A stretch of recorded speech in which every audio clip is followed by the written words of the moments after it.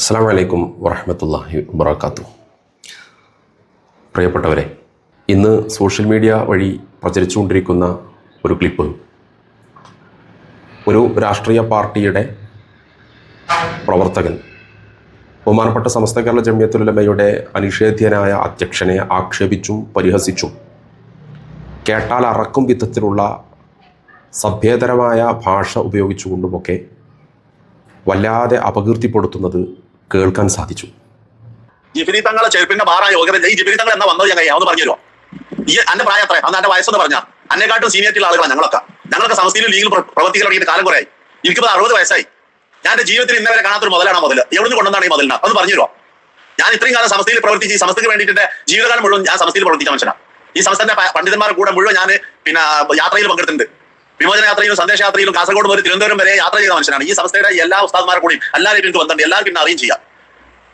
പക്ഷെ അങ്ങനെ ഒരു ജിഫിരി തങ്ങൾ ഒത്തുപോയ തങ്ങൾ പറഞ്ഞ ഈ മുതലിനെ ഞാൻ എന്റെ ജീവിതത്തിൽ ഇന്നവരെ കണ്ടിട്ട് ഒരു സ്റ്റേജിലും കണ്ടിട്ടില്ല, എവിടെ പ്രസംഗിക്കും കണ്ടിട്ട്. ഞങ്ങൾ എവിടെ വെച്ചുകൊണ്ടാണ് ഈ മുതലിന? അപ്പൊ ശത്രുക്കൾ കൊണ്ടുവന്നാണ് ഈ മുതലിന. കേട്ടല്ലോ പ്രിയപ്പെട്ടവരെ, ഇത് വളരെ ദീർഘമായ ഒരു വോയിസ് മെസ്സേജാണ്. 25 മിനിറ്റും 42 സെക്കൻഡും ദീർഘമുള്ള ഒരു മെസ്സേജാണ്. ഇതിലുടനീളം ബഹുമാനപ്പെട്ട സയ്യിദ് അവറുകളെയും അതുപോലെ സമസ്തയുടെ കീഴ്ഘടകങ്ങളുടെ യുവജന നേതാക്കളെയുമൊക്കെ അതിലെ പ്രധാനികളെയുമൊക്കെ ആക്ഷേപിച്ചുകൊണ്ടുള്ള വർത്തമാനങ്ങളാണ് അദ്ദേഹം പറയുന്നത്. ഒരു സുപ്രഭാതത്തിൽ പൊട്ടിവിടർന്ന ഒരു പ്രതീകമാണ് സയ്യിദുൽ ഉലമ ജിഫ്രി മുത്തുക്കോയ തങ്ങൾ എന്നതാണ് അദ്ദേഹത്തിൻ്റെ ഭാഷ്യം. ഇന്ന് സമസ്തയിലും അതുപോലെ മുസ്ലിം ലീഗും പാണക്കാട് കുടുംബവുമായും ഒക്കെ ഉടലെടുത്ത വിഭാഗീയ ഭിന്ന പ്രവർത്തനങ്ങൾക്കൊക്കെ കാരണമായി അതിൻ്റെ എല്ലാം ഹേതു ബഹുമാനപ്പെട്ട തങ്ങളാണ് എന്ന് പറഞ്ഞു വെക്കുകയാണ് ഈ മാന്യദേഹം. അദ്ദേഹം പ്രതിനിധാനം ചെയ്യുന്ന രാഷ്ട്രീയ പ്രസ്ഥാനം കേരളീയ മുസ്ലിം ഉമ്മത്ത് അഭിമാനത്തോടുകൂടെ പറയുന്ന ഇന്ത്യൻ യൂണിയൻ മുസ്ലിം ലീഗ് പ്രസ്ഥാനം. ആ പ്രസ്ഥാനവും സമസ്തയും അതുപോലെ പാണക്കാട് കുടുംബവുമൊക്കെ കേരളീയ മുസ്ലിങ്ങളെ സംബന്ധിച്ചിടത്തോളം ശക്തിത്രയങ്ങളാണ്. അത് മൂന്നും അതിൻ്റെ തനതായ വ്യക്തിത്വം നിലനിർത്തിക്കൊണ്ട് തന്നെ എന്നാൽ പരസ്പരമുള്ള സഹകരണം മുൻകാലങ്ങളിൽ ഉണ്ടായിരുന്നത് പോലെ തുടർന്നും പോകുമ്പോഴാണ് ഇന്ത്യയിൽ നമുക്ക് അഭിമാനകരമായ അസ്തിത്വം എന്ന് പറയുന്ന ആ ഒരു യാഥാർത്ഥ്യം നമ്മുടെ കേരളത്തിലും നമ്മുടെ പരിസരങ്ങളിലുമൊക്കെ ഉണ്ടാക്കിയെടുക്കാൻ നമ്മളെക്കൊണ്ട് സാധിക്കുകയുള്ളൂ. എന്നാൽ ഇവിടെ നോക്കൂ, ഏറ്റവും കൂടുതൽ ഇന്ത്യൻ യൂണിയൻ മുസ്ലിം ലീഗിനെ മെമ്പർഷിപ്പ് എടുത്തു നോക്കിയാൽ അതിലെ 90% ആളുകളും സമസ്ത കേരള ജംഇയ്യത്തുൽ ഉലമയുടെ ആദർശം പിൻപറ്റുന്ന സമസ്തക്കാരായ സുന്നികളായിരിക്കും. ആ സുന്നികളെ മുഴുവനും വേദനിപ്പിക്കും വിധമാണ് ഒരു പാർട്ടി പ്രവർത്തകൻ്റെ നാക്കിൽ നിന്ന് ഇത്തരം വിഷാംശങ്ങൾ ഉതിർന്നു പോന്നിട്ടുള്ളത്. നോക്കൂ നിങ്ങൾ, ആദരണീയരായ പാണക്കാട് PMS പൂക്കോയ തങ്ങൾ വഫാത്തായപ്പോൾ പിന്നെ ഇന്ത്യൻ യൂണിയൻ മുസ്ലിം ലീഗിൻ്റെ പ്രസിഡന്റ് സ്ഥാനത്തേക്ക് വന്നത് ആദരണീയരായ മർഹൂം പാണക്കാട് സയ്യിദ് മുഹമ്മദ് അലി ശിഹാബ് തങ്ങൾ എന്ന കർമ്മയോഗിയായിരുന്നു. കർമ്മയോഗി എന്ന് പറയുന്നത് അദ്ദേഹത്തിൻ്റെ മരണാനന്തരമാണല്ലോ. അതുകൊണ്ട് തന്നെ അദ്ദേഹത്തിൻ്റെ ജീവിതം അടയാളപ്പെടുത്തിയ കർമ്മ നൈരന്തര്യങ്ങളെ നമുക്ക് കർമ്മയോഗി എന്ന് പറയാൻ ഏറ്റവും ആപ്റ്റായ ഒരു വ്യക്തിത്വമായിരുന്നു, മഹാനായിരുന്നു തങ്ങൾ എന്ന് നമുക്ക് പറയാൻ കഴിയും. എന്നാൽ തങ്ങൾ ഇന്ത്യൻ യൂണിയൻ മുസ്ലിം ലീഗ് പ്രസ്ഥാനത്തിൻ്റെ പ്രസിഡന്റ് സ്ഥാനത്തേക്ക് കടന്നു വരുന്ന ഘട്ടങ്ങളിൽ എവിടെയെങ്കിലും, അതിൻ്റെ തൊട്ട് മുൻപുള്ള ചരിത്രങ്ങളിൽ എവിടെയെങ്കിലും, ഇന്നലകളിൽ എവിടെയെങ്കിലും അങ്ങനെ ഒരു തങ്ങളെ നമുക്ക് കേൾക്കാൻ കഴിഞ്ഞിരുന്നു, നമുക്ക് കാണാൻ കഴിഞ്ഞിരുന്നു? ഒരു അന്തർമുഖനായി ജീവിക്കുകയായിരുന്നില്ലേ തങ്ങൾ? ആരോടും സംസാരമില്ലാതെ, ആരോടും വലിയ ബന്ധം സ്ഥാപിക്കാതെ തൻ്റെ ഒരു പ്രത്യേകമായ ഒരു ലോകത്ത്, തൻ്റെ ഒരു സ്വകാര്യ ലോകത്ത് തങ്ങൾ അങ്ങനെ ജീവിച്ചു പോവുകയായിരുന്നു. കൊടപ്പനക്കലെ വീട്ടിൻ്റെ മുകൾ ഭാഗത്ത് തൻ്റെ റൂമിൽ തൻ്റെ പുസ്തകക്കുട്ടങ്ങൾക്കിടയിൽ അങ്ങനെ ജീവിതം ഹോമിച്ച് കൊണ്ടിരുന്ന ഒരു മഹാനായിരുന്നു ബഹുമാനപ്പെട്ട തങ്ങൾ. ഇന്ത്യൻ യൂണിയൻ മുസ്ലിം ലീഗിൻ്റെയോ സമസ്തയുടെയോ വേദികളിലോ സ്റ്റേജുകളിലോ അതുപോലെയുള്ള ഏതെങ്കിലും പരിപാടികളിലോ നിരന്തരമായി കാണുന്ന ഒരു മുഖമല്ലായിരുന്നു ബഹുമാനപ്പെട്ട തങ്ങളുടേത്.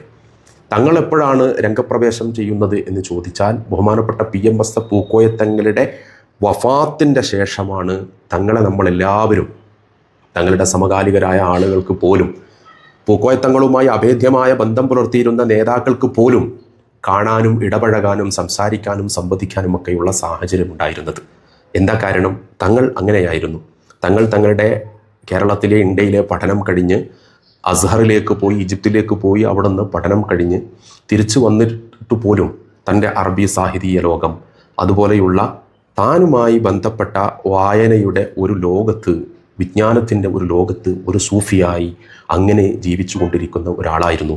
ആരോരും അറിയാതെ ഇരുന്ന ഒരു കാലത്ത് PM പൂക്കോയ തങ്ങൾ വഫാത്തായപ്പോൾ സയ്യിദ് മുഹമ്മദ് അലി ശിഹാബ് തങ്ങളെ ആ സ്ഥാനത്തേക്ക് കൊണ്ടുവരികയാണ്. തങ്ങൾക്കതിന് യോഗ്യതയുണ്ടോ എന്ന് സമസ്തയുടെ ഒരു പ്രവർത്തകൻ പോലും അന്ന് ചോദിച്ചിട്ടില്ല. തങ്ങൾ അയോഗ്യനാണ് എന്ന് പറഞ്ഞിട്ടില്ല.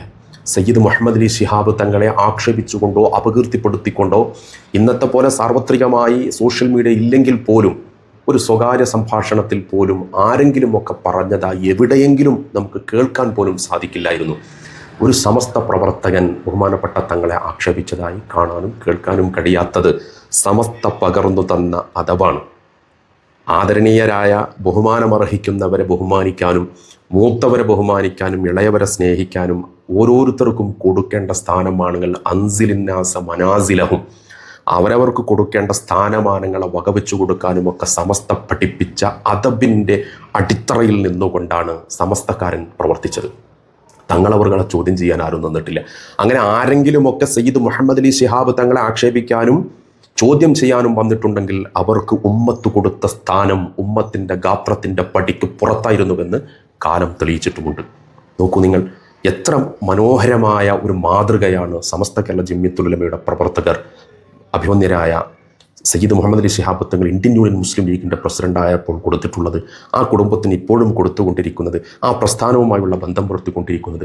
എന്നാൽ ബഹുമാനപ്പെട്ട സയ്യിദുൽ ഉലമ മുഹമ്മദ് ജിഫ്രി മുത്തുക്കോയ തങ്ങളെ ഇത്രമേൽ വിമർശിച്ചിട്ടും ഈ ശബ്ദ സന്ദേശം ഇങ്ങനെ വൈറലായിക്കൊണ്ടിരുന്നിട്ട് പോലും ആരെങ്കിലും അതിനെ എതിർക്കുകയോ അതിനെ വിമർശിക്കുകയോ അത് തെറ്റായിപ്പോയി എന്ന് പറയുകയോ പോലും ചെയ്യാത്തത് നമ്മളെ വല്ലാതെ വേദനപ്പെടുത്തുന്നുണ്ട്, നമ്മളെ വല്ലാതെ അത്ഭുതപ്പെടുത്തുന്നുണ്ട്.